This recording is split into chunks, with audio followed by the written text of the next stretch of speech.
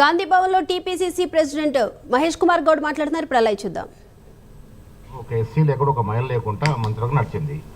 మా దగ్గర 2 మహిళలకు ఇచ్చాము. అందులో గిరిజనమైన ఒక బీసీ మహిళ. ఎస్సీలకి స్పీకర్ పదవితో పాటు 4 క్యాబినెట్లు ఇవ్వడం అంటే ఏ ప్రభుత్వంలో సాధ్యమవుతుంది? ఎస్, బీసీలకు కూడా ఇంక ఇవ్వాల్సిన అవసరం ఉన్నది. ఇచ్చే ప్రయత్నం చేస్తాం. మా ప్రభుత్వం కట్టుబడి ఉంది. సోషల్ జస్టిస్ అనేది మా కాంగ్రెస్ పార్టీలోనే ప్రజ్వరిల్లుతుంది. దాని నిదర్శనమే మా క్యాబినెట్. రెడ్డి ముఖ్యమంత్రి అయితే పీసీ అధ్యక్షుడు నేనున్నాను. స్పీకర్ దళితుడు ఉన్నాడు.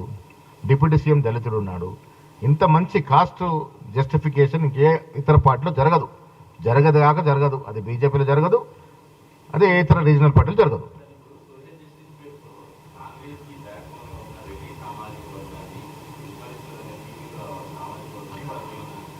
ఈ రాష్ట్ర అధినేత ఎవరున్నారు? ఈ రాష్ట్రాన్ని నడుపుతున్న అధినేత ఎవరు? అంటే ముఖ్యమంత్రితో పాటు ఇచ్చినారు. ఇంకా ఇవ్వాలనే డిమాండ్ ఉంది.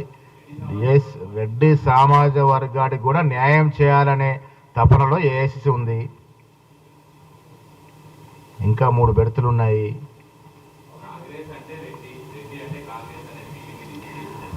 కాంగ్రెస్ అంటే అందరిది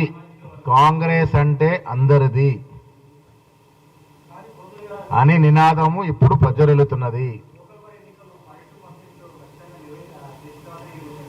చెయ్యాలనే ప్రయత్నంలో ఒక పీసీ అధ్యక్షుడిగా నేను చాలా సందర్భాలు చెప్పిన, ఇప్పుడు కూడా చెప్తా ఉన్నాను. రిజర్వేషన్ కోసమే ఎన్నికల్ని ఆనాడు వాయిదా ఇవ్వడం జరిగింది. దాంట్లో నేను, పొన్నం ప్రభాకర్ గారు అందరు రిక్వెస్ట్ చేసిన, ముఖ్యమంత్రి గారు దానికి ముందుకు తీసుకెళ్ళినారు. ఇవాళ కోర్టు డైరెక్షన్ ఇచ్చిన ధర్మిల దాన్ని లోతుగా చర్చించి ఏ రకంగా పోతే మేము ఇచ్చిన కమిట్మెంట్ ఫుల్ఫిల్ చేయగలుగుతామో ఆ దశగా ప్రయత్నం చేస్తాం. ఎవరు?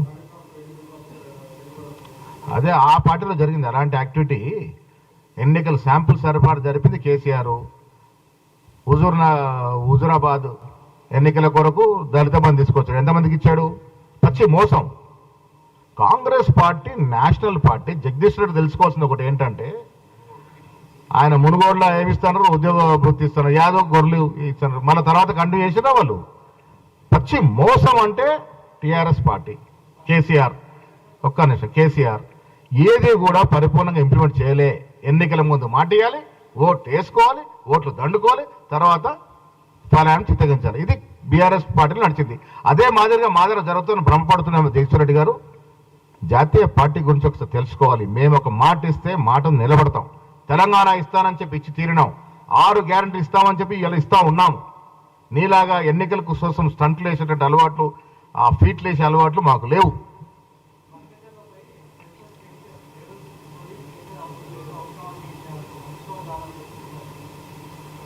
ఇక వాళ్ళది మా స్థాయి పెద్దది అనుకుంటే ప్రజలు ఎందుకు తిరస్కరిస్తారు? మరి కేసీఆర్, నేను కేసీఆర్ ఉద్యమంలో ముందు నడిపిన నాయకుడిగా నేను గతంలో చెప్పాను, అభిమానిస్తాం. కానీ 10 ఏళ్ళు మీరు పాలన చేసిన తర్వాత ప్రజల్లో మీ పట్ల ఉన్న ఆదరణ ఏంటి? ఇంత దోపిడీ జరిగిన తర్వాత మీ పట్ల ఉన్న ఆదరణ ఏంటి? హరీష్ రావు భాగస్వామ్యం కాదా కాళేశ్వరం దోపిడీలో? బనకచర్ల విషయంలో నేను మొన్న కూడా చెప్పాను, మనకు రావాల్సిన వాటా విషయంలో ఎక్కడ కాంప్రమైజ్ లేదు. కాంప్రమైజ్ ఎందెవరు? బీఆర్ఎస్ ప్రభుత్వమే కదా. గతంలో సంతకం పెట్టింది ఎవరు? హరీష్ రావు కదా. కృష్ణా వాటర్స్ మీద హరీష్ రావే కదా సంతకం పెట్టింది. 968 టీఎంసీ కొరకు ఎందుకు మీరు పట్టుబడలే? చంద్రబాబు ఉంటే ఇంటికి చంద్రబాబు మిల్సి భోజనం పెట్టుకుంటారు, జగన్మోహన్ రెడ్డి ఇంటికి వెళ్ళి చేపల పులుసు తింటారు. ఎవరిచ్చారు జీవోలు అప్పుడు? ఏది దీంట్లో జగన్మోహన్ రెడ్డి అడిగితే ఏది అది రెగ్యులేటరీ హెడ్ రెగ్యులేటరీ పోతిరెడ్డి పార్టీకి కట్టుకోమని అదనంగా పెంచుకోమని ఇచ్చిన జీవో ఎవరు ఇచ్చారు? అది కేసీఆర్ కదా. జగన్మోహన్ రెడ్డి గారు ఇక్కడికి వచ్చి భోజనం చేసి పోయిన తర్వాత జీవోలు ఇచ్చాడు కదా తెల్లారే. మీరు రాష్ట్ర అవసరాలని, రాష్ట్ర హక్కుల్ని తాకట్టు పెట్టి ఇలా ఏదో మాట్లాడతామంటే ప్రజలు నమ్మే పరిస్థితి లేరు. ముఖ్యంగా నీటి విషయంలో, అది గోదావరి నీటి వాటా కావచ్చు, కృష్ణా జలాల నీటి వాటా కావచ్చు, కాంగ్రెస్ పార్టీ అప్పుడు గతంలో మేము అధికారం ఉన్నప్పుడు కాంప్రమైజ్ కాలే, ఇప్పుడు కాంప్రమైజ్ కాము. అది ఏ రకంగా పరిష్కరించుకోవాలో అన్నీ సుదీర్ఘ సానుకూలంగా ఆలోచించి తీసుకుంటాము.